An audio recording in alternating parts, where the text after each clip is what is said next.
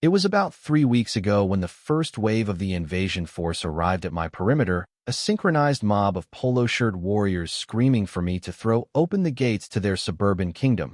But I just sat there in a folding lawn chair, cracked a frost-covered beer, and held up a scorecard giving them a solid 4.5 for their lack of rhythm. They looked at me and saw nothing but a stubborn old rancher clinging to a dusty patch of dirt, a relic in denim who didn't understand that progress was inevitable.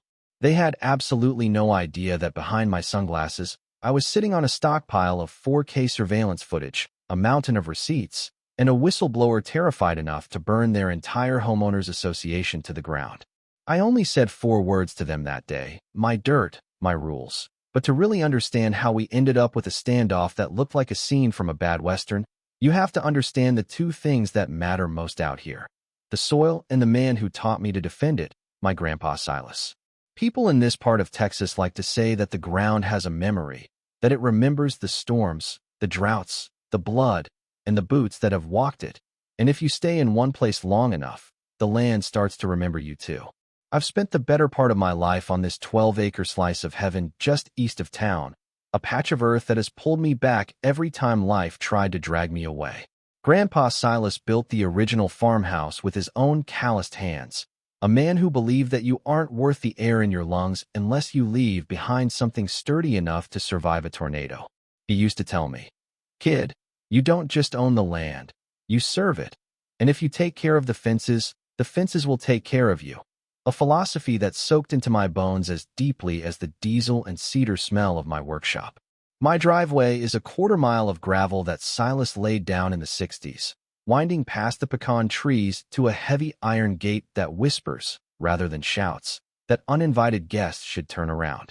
For decades, silence was the only neighbor I had, the kind of heavy, peaceful silence where you can hear a hawk screech from a mile away and drink your coffee on the porch in your boxers without worrying about a citation.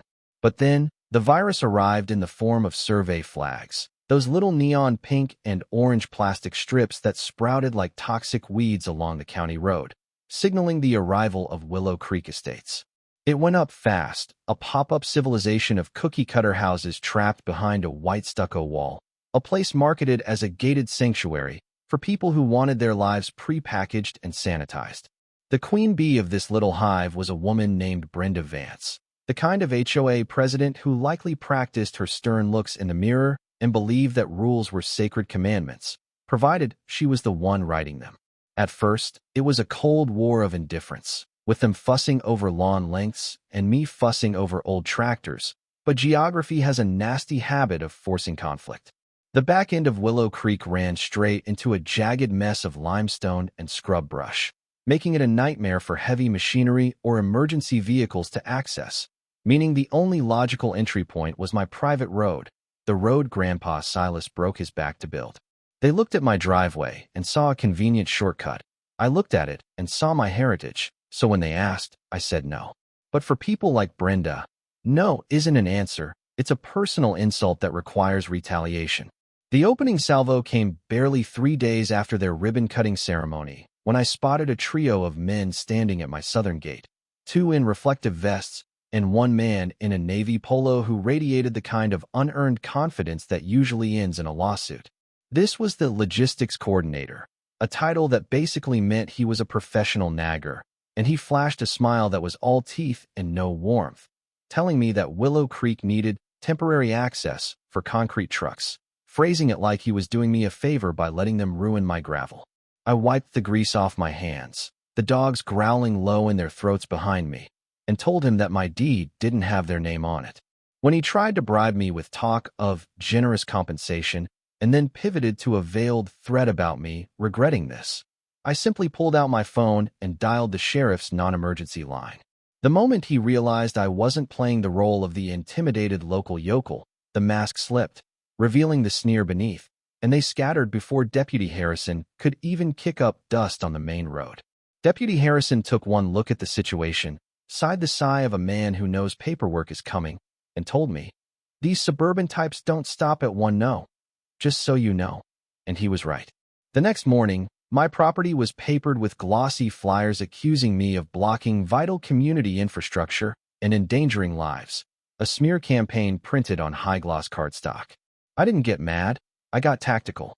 I spent the next 48 hours turning my property into a fortress of surveillance, installing thermal sensors, night vision lenses, and motion triggers, wiring everything to a cloud backup, because I knew that when a bully can't charm you, they try to break you.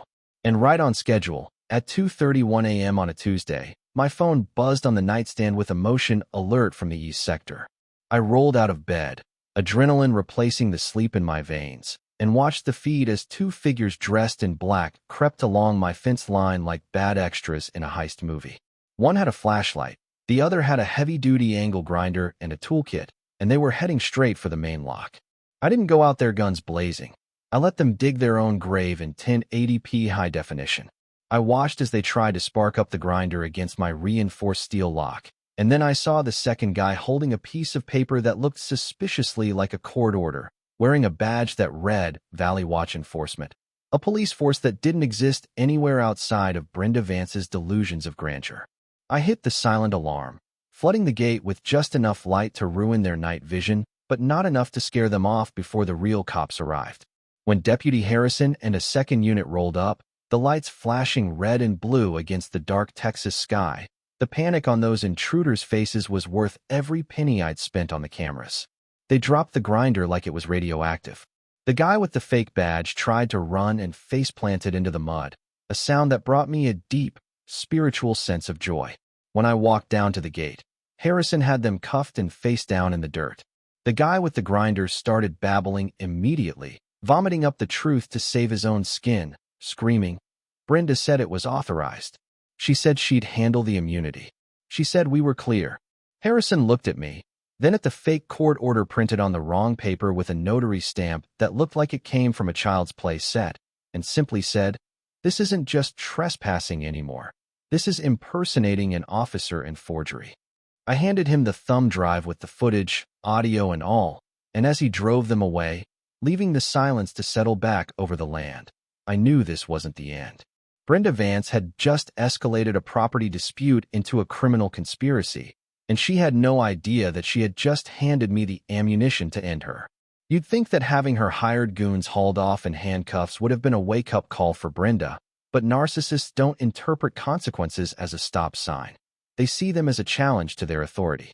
By noon the next day, the Willow Creek PR machine was spinning so fast, it could have powered the entire state grid. They released a statement distancing themselves from the independent contractors, claiming shock and disappointment, while simultaneously flooding the neighborhood with new pamphlets painting me as an unhinged maniac who hated safety. They even photoshopped crime scene tape onto a picture of my gate, which was honestly so poorly done it was almost insulting to my intelligence. 2 days later, the circus came to town. I walked out onto my porch with my coffee to find a crowd of about a dozen residents clustered at my property line, holding signs that read "Share the road" and "Don't be selfish," led by a woman with a megaphone who looked like she'd been waiting her whole life to be oppressed. This was the moment I grabbed the lawn chair and the scorecard. I wasn't going to give them the angry reaction they wanted for their Facebook live streams. When I held up the 4-5-inch sign and critiqued their chanting rhythm, half of them looked confused and the other half looked ready to explode.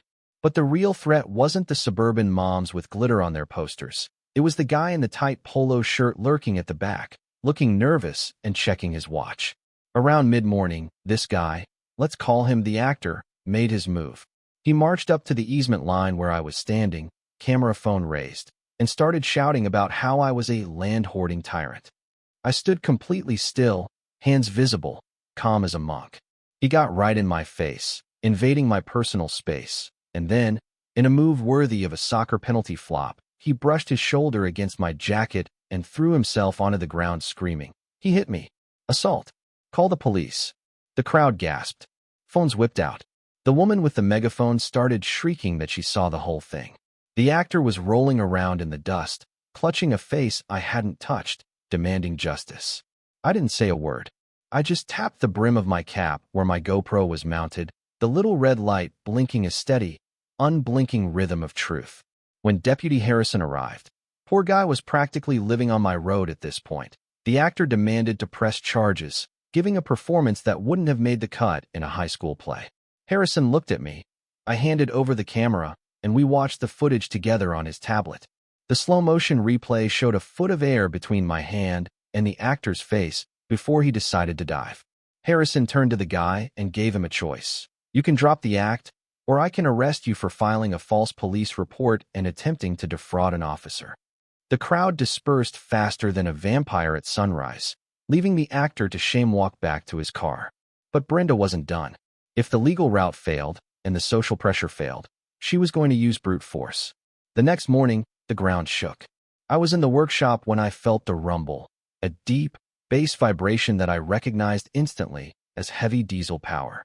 I walked out to find a massive yellow excavator crawling towards my fence line, flanked by a crew of men carrying survey flags and spray paint.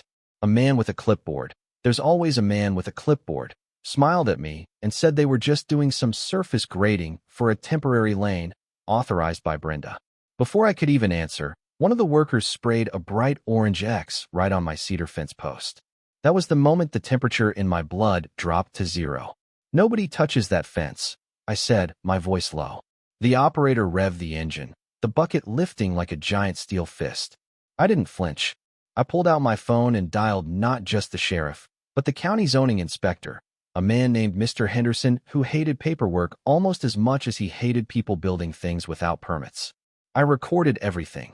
The lack of permits, the lack of survey markers, the sheer audacity of it.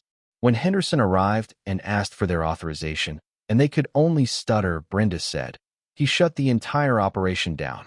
The excavator reversed out of there like a scolded dog, but the message was clear. They were trying to physically seize my land. That night, the atmosphere changed. It wasn't just a dispute anymore, it was a siege. And that's when the crack in their armor finally appeared. Around 9 p.m., footsteps crunched on the gravel at my gate. I went out with a flashlight to find a man standing there, looking like he hadn't slept in a week. It was Marcus Reed, the treasurer of the Willow Creek HOA. He wasn't there to fight. He was shaking. I can't go to prison for her, he whispered, pushing a thick manila envelope through the bars of the gate. Marcus spilled everything. He told me that Brenda had been running the HOA like her personal piggy bank. There were discrepancies, massive ones. Over $300,000 missing, funneled into fake accounts labeled security operations and conflict mitigation. The breaking guys? Paid from the HOA fund. The actor? Paid. The excavator crew? Paid. And Brenda had forged Marcus's signature on the transfers, setting him up to be the fall guy when the house of cards inevitably collapsed. He handed me the USB drive containing emails, transaction logs, and the forged documents. She thinks she's untouchable, he said, his voice cracking. She thinks she can outspend you and outlast you. But I'm not going down for this. I watched him walk away into the darkness, a man terrified of the monster he had helped create. I held the envelope in my hands, feeling the weight of it. It wasn't just paper, it was a nuclear bomb. Brenda Vance thought she was fighting a lonely rancher she could bully into submission. She didn't realize she had just handed the controls of the detonator to the one man who wasn't afraid to push the button. News travels through a small Texas town faster than a brush fire in August. Instead of hoarding the evidence Marcus had given me, I decided to weaponize the truth. I hosted an open house right at the edge of my property, inviting every local reporter, neighbor, and skeptic to come see the receipts.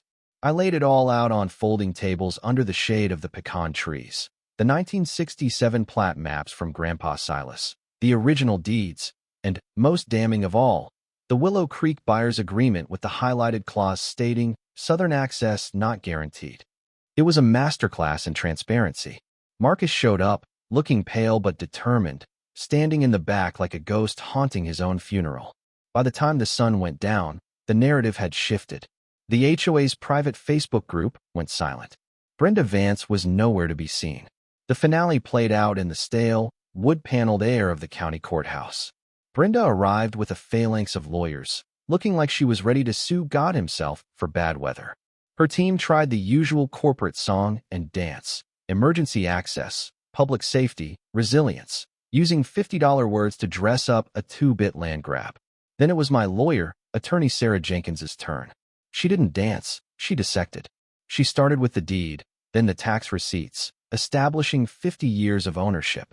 Then, She dimmed the lights and played the greatest hits collection, the night vision footage of the grinder attack, the flop from the actor, and the confrontation with the excavator. The courtroom, usually a place of bored shuffling, went deathly silent. But the kill shot came when Sarah called Marcus to the stand. When Marcus admitted under oath that Brenda had misappropriated over $300,000 of community funds to wage a personal vendetta against me, you could actually hear the air leave Brenda's lungs. She stood up, screaming liar, before the bailiff forced her back down. The judge, Judge Reynolds, looked over his glasses with a gaze that could peel paint. He denied their petition with prejudice and immediately referred the case to the district attorney for criminal review. The end of the Willow Creek HOA didn't happen with a bang, but with the click of handcuffs. 3 days later, I watched from my fence line as 2 sheriff's cruisers and a sedan from the DA's office pulled up to Brenda's McMansion. She came out onto her porch, still trying to argue, still trying to speak to the manager of the police department. But when they cuffed her, the wind picked up, rattling the Community of Trust sign at the entrance of the subdivision. A moment of poetic irony, so perfect no screenwriter could have scripted it. She was charged with fraud, conspiracy, and forgery. The HOA was dissolved by the state 2 weeks later, leaving the neighborhood to govern itself, which, as it turns out, people are perfectly capable of doing without a dictator in a cardigan. Life has a funny way of settling back into its groove. The constant stream of angry newsletters stopped. The noise died down. I spent a few days reinforcing the gate with heavy steel bollards, not because I expected another attack, but because a boundary is only a boundary if you keep it strong. Neighbors started waving as they drove by. Some even stopped to apologize, admitting they'd been sold a lie. I forgave them, but I didn't open the gate. I still walk the property every morning with the dogs, watching the sunrise hit the cedar trees, thinking about Grandpa Silas. He was right. You take care of the land, and it takes care of you.